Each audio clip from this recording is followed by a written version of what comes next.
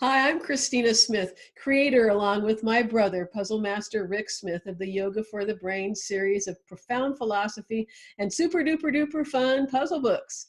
Today we are celebrating the release of our fifth book in the series, Inspired Wisdom Word Search, Yoga for the Brain. And to celebrate, we are interviewing some of the amazing 60 authors who contributed to the book. With us today is Mara Clearspring Cook, author of puzzle number 25, Listen to the Shaman Within. Welcome, Mara. Please introduce yourself to us. Hi, Christina. Hello, Hi. everybody who's watching. I'm Mara Clearspring Cook. I'm a shamanic practitioner and teacher, a Reiki master teacher, a Moon Key mentor, and a tremendous lover of life. Yay. And where do you live? I'm in La Mesa, which is a suburb east of San Diego here in beautiful Southern California. Wow, wonderful. Mhm. Uh, just for people who don't exactly know what a shaman is, I'm going to just read a little bit from your puzzle and then maybe you can elaborate on that, okay? Okay. Because the first, it starts out with, what is a shaman? Historically, a medicine man or wise woman, a keeper of traditions and dreams, a resource for the tribe. Everyone has a shaman within. We connect to our inner shaman through prayer, ritual, or ceremony. It speaks with the voice of spirit. This inner knowledge allows us to tap into the consciousness of everything and find wisdom, guidance, and healing. Could you tell us more about how you serve as a shaman and what that means to you? Well, I'm going to start out by saying I don't consider myself a shaman. Okay. Call myself a shamanic practitioner, and there's a really good reason for that.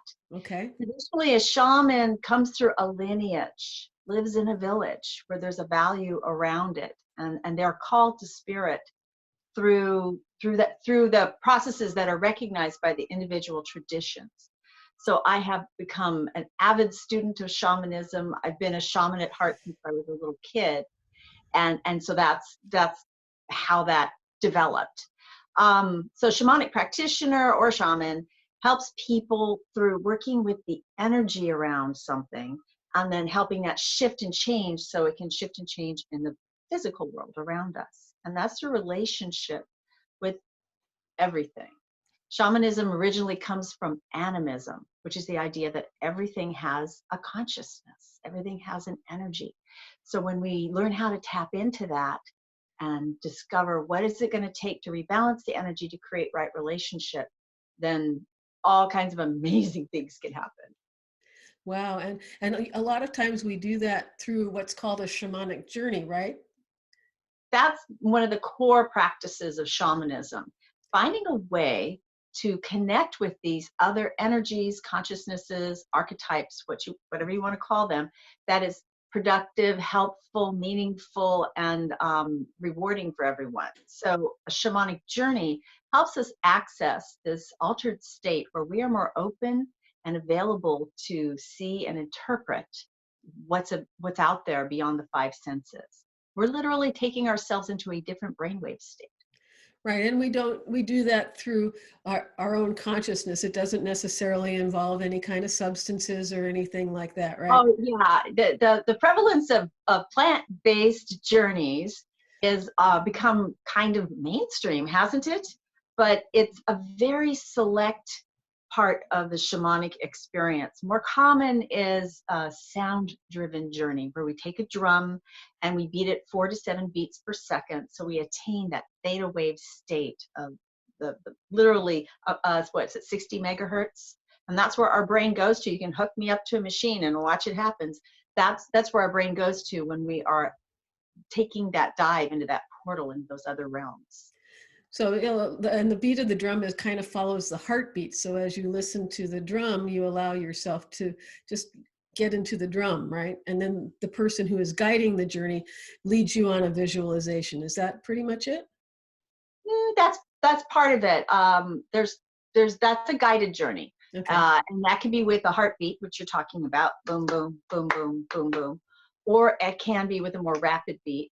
The shamanic practitioner will go on a journey themselves for the client, and the client will be resting, I have my own things that I do with crystals and create a wonderful womb of energetic love that they're just resting in while I'm doing the shamanic journey. So they actually don't have to do anything except Ah.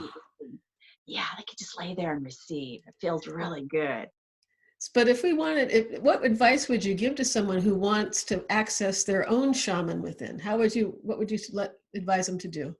Oh, wow. That's what I do. That's like half of what I do. So I work with people to create healing and or invite healing in. And then I also teach people how to do this. And so you find a recording that you like, or you get a drum and start beating it, and you learn how to go into those altered states. I prefer to do it a certain way, at least in the beginning, so they're going where they really want to go and not encountering something unpleasant. And then you learn how to go in and actually meet what you need to meet, an archetype. Like I work with certain energies, like a big bear comes in, I work with my bear.